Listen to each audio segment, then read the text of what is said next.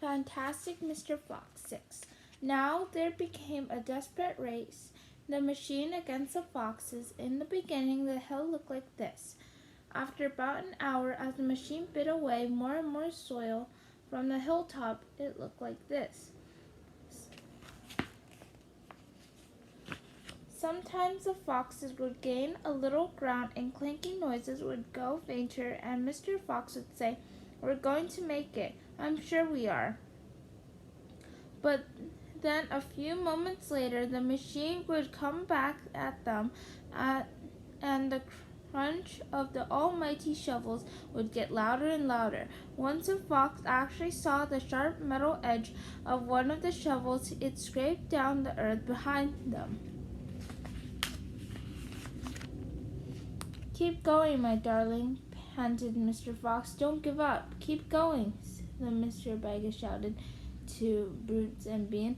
"We'll get him any moment now. Have you caught sight of him yet?" Bean called back. "Not yet," shouted Boots, "but I think you're close." "I'll pick him with my bucket," shouted Boots. "I'll chop him to pieces." But by lunchtime, the machines were still at it, and so were the poor foxes. The hill was now looked like this.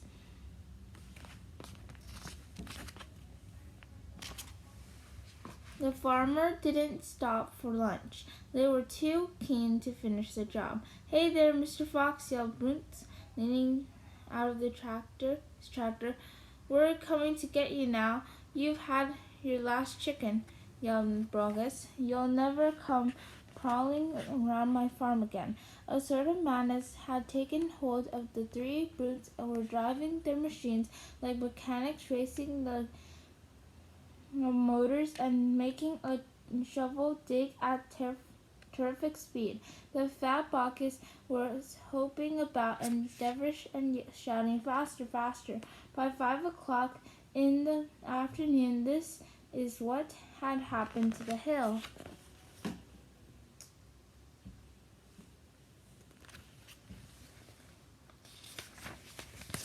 The hole the machine had dug was like a crater of a volcano.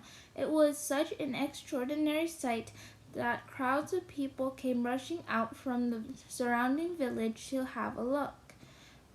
They stood on the edge of the crater and stared down at Bacchus and Boots and Bean. "Hey there, Bacchus, what's going on?" We're after the fox. You must be mad." The people jeered and laughed, but this once made the three farmers more fierce and more obstinate and more determined than ever not to give up until they had caught the fox.